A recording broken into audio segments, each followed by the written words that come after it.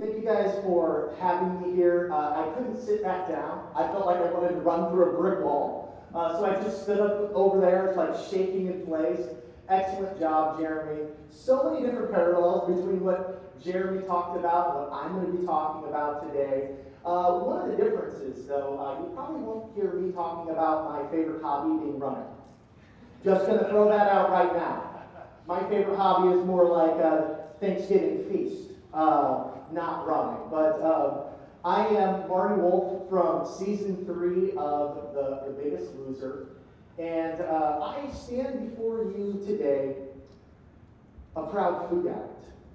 And when I say I'm a proud food addict, I'm not proud of the behaviors.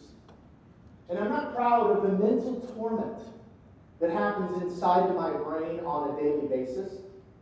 But what I am proud of is that today I'm standing right here in front of you on a national stage, admitting to my life's biggest flaw, my love affair with food.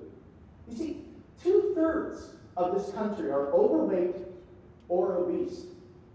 And that number has doubled since 1980. And what's even more staggering to me is the morbidly obese population. That number has grown by 350% in that same amount of time. What this means is our biggest people, our sickest people, are getting bigger and sicker at an alarming rate. Why is this? That's a question that plagues my brain every single day. And here's the thing, I have an advantage because I am this population. I represent this population. I know this population inside and out. So in 2012, I took my best crack at trying to solve some of this issue. And I started a health club in Omaha, Nebraska called Square One Health Club. And Square One is a health club for people of size. And how we define a person of size is somebody that has at least 40 or 50 pounds to lose, but preferably somebody who's really been dealing with their weight for their whole life. But also we define a person of size as somebody who struggles with their control over eating on a daily basis. So they don't have to be surrounded in a bunch of weight to use our club. They just have to struggle with their control over eating. It's important for people to understand that. Oftentimes I get media outlets calling me, and they're like, well, why don't you let any thin people in? I'm like, oh, those poor thin people who have no place to go. This is for people that really struggle with weight and have been beat up by this thing day in and day out, like I have been my whole life. Square One is different in that it's we're a for us, by us weight loss concept. It's big people helping other big people in 3 critical areas. We help them in fitness, behavior modification, and daily accountability. Simply put, we're kind of like a weight loss camp brought to the city, in the trenches, under one beautiful umbrella of security, safety, and a like-minded community. You know, obesity is the biggest conundrum to me, especially as the owner of a health club, targeting the population. Because on one hand, we can see our population. You know, Starbucks can't go, we can see who likes a caramel macchiato. They don't know. I can see our people for the most part. On the other hand, what's so invisible inside of our population, when they walk through those front doors of Square One, they literally have no clue as to what illness they actually suffer from. Most of them think that they just like to eat. I say our population is in love with food. So we have a really big problem on our hands. How do we help a population that doesn't know how to help itself? If we don't know what we suffer from, how can we find that solution? I often say, I think of myself almost as the chubby whisperer, because I feel like I know so much more than they do. I've been down this path. I can almost pinpoint the things that they are going to go through, all the strife and all the turmoil.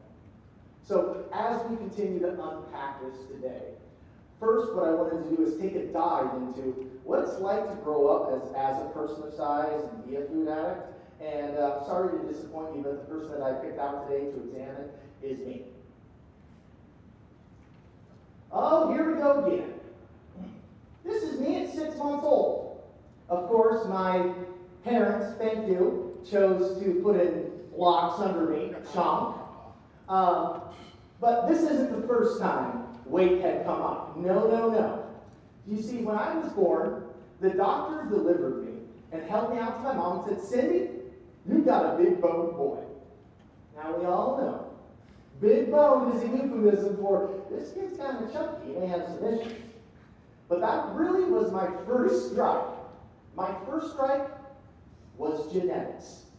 You see, my whole family is not just morbidly obese, or not just obese, but morbidly obese. And my mom has 9 brothers and sisters, so it's not just a small family. They almost kind of celebrate being big. It's a scary, scary situation. This is my upbringing. This is what I had come from. On top of it, there were expectations that I was going to be the big football player in an already obese family. The part that people don't know is I often get judged. Because you know what? Today as I stand before you, I don't look a lot like that guy who stood on the finale scale for The Biggest Loser weighing in at 220 pounds. But what the world doesn't know is that I have a sibling right now today who's 500 pounds or more. We don't know because they won't weigh themselves.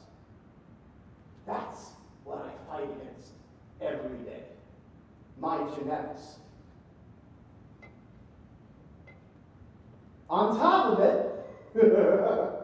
I have an identity wrapped around being the big guy.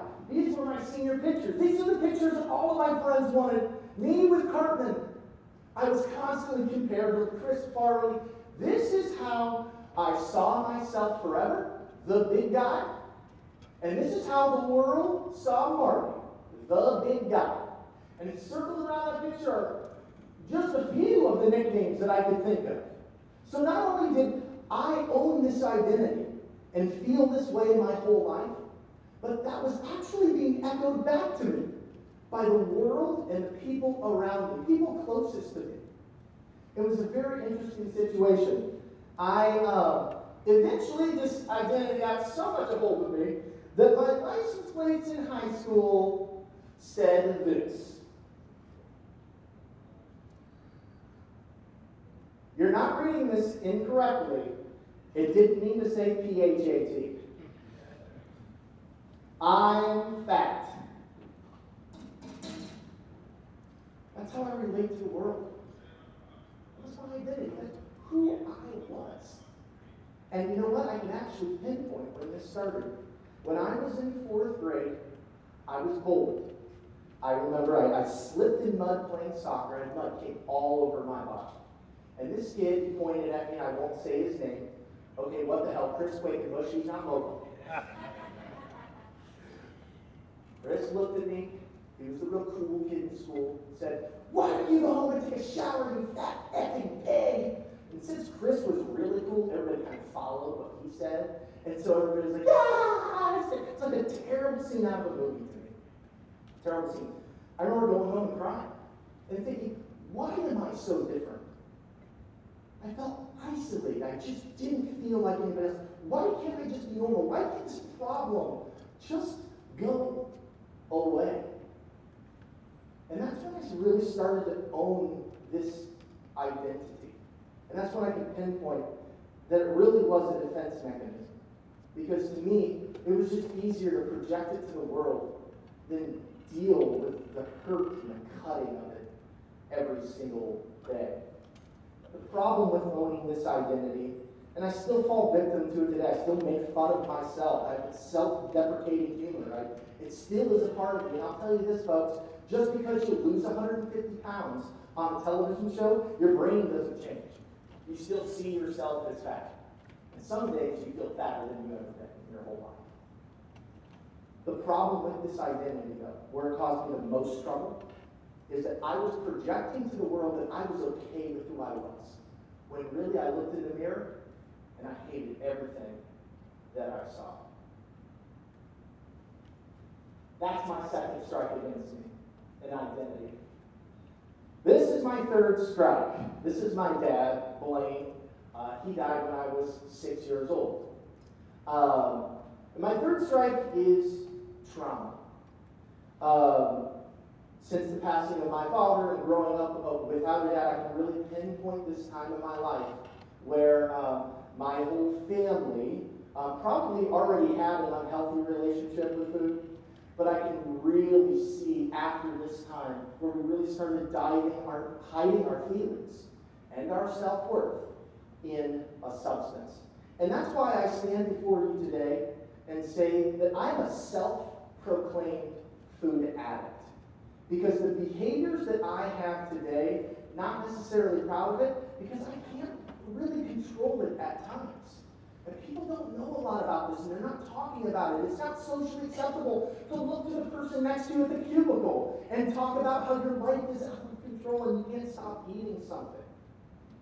But I do struggle with that control over food. To me, food is not just a friend.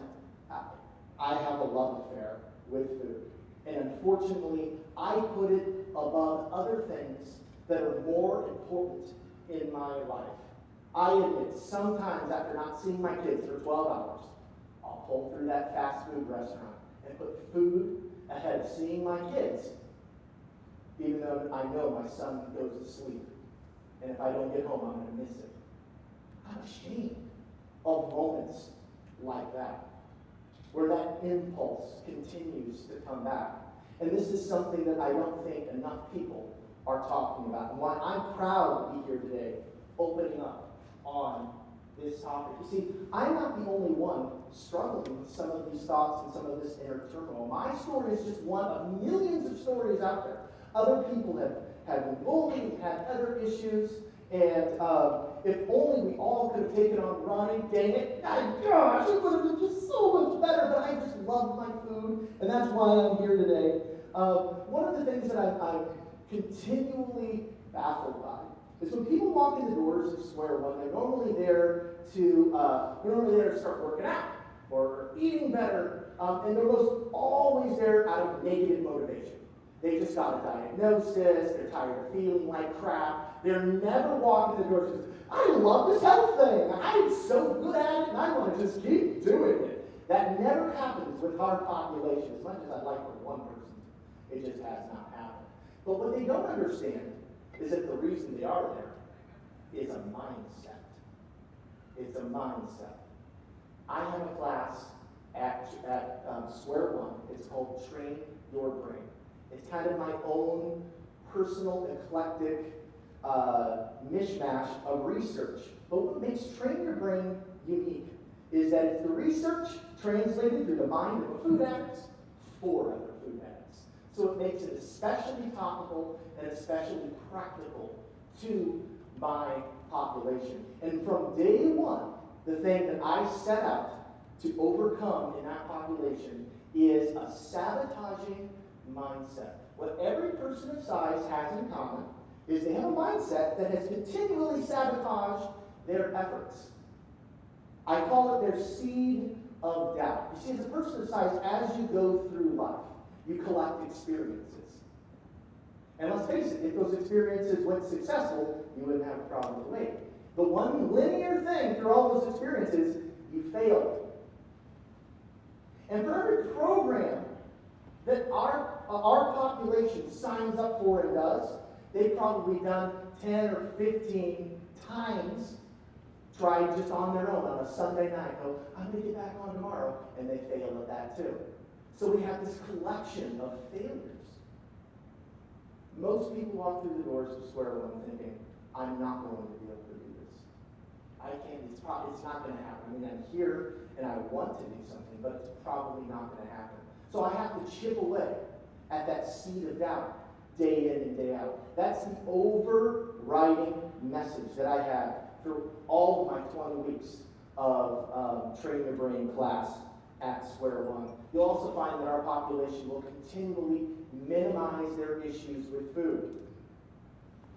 They'll come in and they'll say things like, well, I just like to eat, or I love to eat. And I tell them, you don't just love to eat, you're in love with food.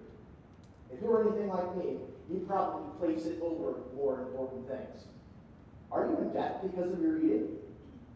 Are your relationships being hurt because of your relationship with food? We know your health is because you're here. Are you slowly killing yourself because of your relationship with the substance? It will minimize that. Almost like they're in denial. As I continue to serve and help this population, I see that there is a gap between a fit-minded or health-centric population, a population that I feel like I identify more with now these days, and a person of size population. And I'll never forget when I first opened Square One, people started kind of flooding in. I asked them, I'm like, why are you here today? And the reason I asked them that is because I wanted to kind of validate my own feelings for opening up this one. I was like, for me it was so personal to open up Square One. It was a club based off of a feeling that I had my whole life, where I felt different and always wanted to go to a place where there were people like me. And I wanted validation. I wanted to know, do other people really feel like this? Is this market really out there? It was a huge yes. A lot of people said it could work. You want to start a gym for people who don't go to gyms. Believe me, I had that conversation. But as the people came in, unfortunately, the most popular sentiment that I heard went even above my feelings. And I heard this echoed several times. It said, I'm tired of working out next to this skinny bitch. What this tells me, our population is very hurt. Our population is very insecure. And I can relate to this. You see, lots of times when I look at somebody, I go to a gym and I look at somebody who has a desirable body, I believe they're feeling worse about myself. That's not a great place to go to get healthier. And I can really feel that. And I can see kind of a divide. And it was almost justification for why I felt like a club like this was really needed for my population. Because obviously, we have some insecurities that we need to work on. I call it kind of a reverse discrimination. A big person might sit there and go, well, we're being discriminated because, I have to pay extra to fit in an airline seat and all of the other things. People think we're fat and lazy and all of those other stereotypes. But that big person takes some ownership as well. Because those insecurities inside of them have prevented them from bettering themselves their whole life. I think there are some things that we can do as an industry, though, to better reach out to these people and bridge that gap. And the first one is by understanding that the enemy is not their body. It's not the body. It's not the behaviors that they show. The behaviors and their weight are all symptoms of a greater issue. More than likely, it's unresolved trauma, like me, and a mindset. And when you understand that it's that mindset, all of a sudden, you have to start treating things a little bit differently. That's where I don't put a ton of emphasis on weight. Because really, to me, the mark of success isn't that they all lose massive amounts of weight. I've seen people lose massive amounts of weight and put it back on. To me, the mark of success is keeping these people engaged in a year, 2 years, 3 years from now. And the amount of people at Square One that actually do that is staggering. I take a quitter population and keep them engaged for a really long time. I know the likelihood of this developing into a lifestyle is all the more likely to happen if that is the case. The second thing I think we need to do a little bit better to bridge this gap is we need to invite this population into the war room. I think once we understand that it is a mindset that we're trying to go after, we need to invite that mindset in for decision making. My wife and I did a ton of traveling after The Biggest Loser. We spoke to many different crowds about our stories. And what was a common thing that typically happened was we would sit in a boardroom full of what appeared to me as like marathon runners. It was their wellness panel. So we would sit with them and they would be like, oh, thank God you're here. Your message is so inspiring. It's great. With that being said, we got some folks in the call center who are really taking on a lot of stress in this company. And it's a sedentary job position, and they're micromanaged, and they have to check in and check out, and it's really quite stressful, and they're sedentary, and that's where the majority of our weight population is. We're really hoping your message resonates with them. And the thought in my head is, you paid me an expensive fee to come here and tell them that. Why isn't their mindset represented in this panel? Why aren't they a part of this? I'm going to do my best in this speech. Believe me, I'm going to try to pull all those people that I can. But maybe one thing you could do to get this a better lingering effect, let's let them part of the boardroom. Understand that mindset is an important mindset to be reaching. And then the last thing, in bridging the gap between the two different populations, in my mind, is we have to understand that people of size need their own culture to thrive. About 8 months ago, I read a book. I like to read books on addiction, and there was a book out called Chasing the Scream. It was by Johann Hari. And Johann Hari set out to examine the drug war, and he put into question everything that we have ever learned about the drug war and addiction. And one of the research experiments that he came back to is he said, everything we've ever learned about drugs came from an experiment. You guys might have heard of it, with a rat in a cage. And they put a rat in a small cage, and they give it two sources of water. They give it regular H2O, and then they give it H2O mixed with heroin or morphine. And what happened in this experiment was about 99% of the time, the rats, in like an addicted pattern, preferred the morphine water, so much to the point that they ended up overdosing. But the scientist, who's a Canadian scientist, he pulled back and he said, well, you know what? If I was in solitary confinement, and they gave me two sources of water, one regular water, and one water that made me forget that I was in solitary confinement, I might just take that water. And then he thought, what if we do this differently? So we built what was called Rat Park. Rat Park was a 90 square foot cage, a big room where there were multiple rats. They could have rat families. It was like rat utopia. They could play on balls and spinning wheels. They had multiple kinds of cheese. And you can bet your behind there were two sources of water in there. The staggering results, only about 5% of that population in Rat Park had what they would even call a preference for the morphine water. 0 deaths due to overdose. Johann Hari went on to say, the opposite of addiction isn't sobriety. It's human connection. And it was at that point that I realized, you didn't just create a gym. I created Rat Park.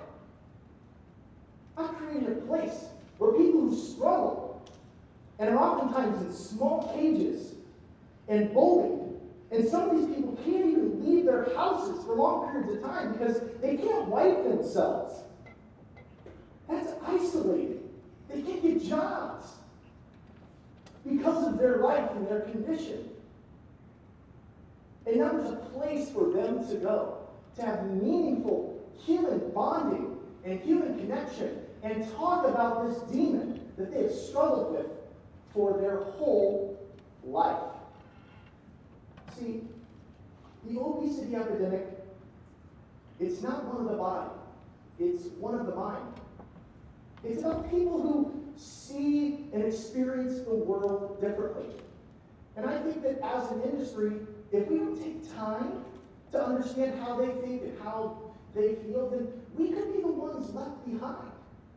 I don't think that one chapter in a personal training manual under obesity, under the whole chapter of special populations, is enough to fully understand this population anyway. I don't see how you can call 2/3 of the country special. I would call it the norm. I would call it the majority. My message today is simple. I want to help everyday, normal people who struggle. People like myself. A little while ago, my son Blaine, he's a 6-year-old little boy, he looked at me and he said, "Daddy, you're fat." And I thought, God, here we go again. But this time, there wasn't pain, there wasn't all the turmoil that I've been through in the past. I just said, "You're right, son, I am overweight, but I work hard at it every day." See, it was important to me that my son Blaine saw me as a fighter, because that's what I am. I'm a fighter. That's my identity. And that's what I think this industry needs more of. That's what I think this world needs more of. Plus-size fighters willing to lead the charge and open up. Take that charge. Just normal, everyday people who struggle, helping other normal, everyday people who struggle to become a healthier version of normal. I'm not here today to give a speech, but a rallying cry.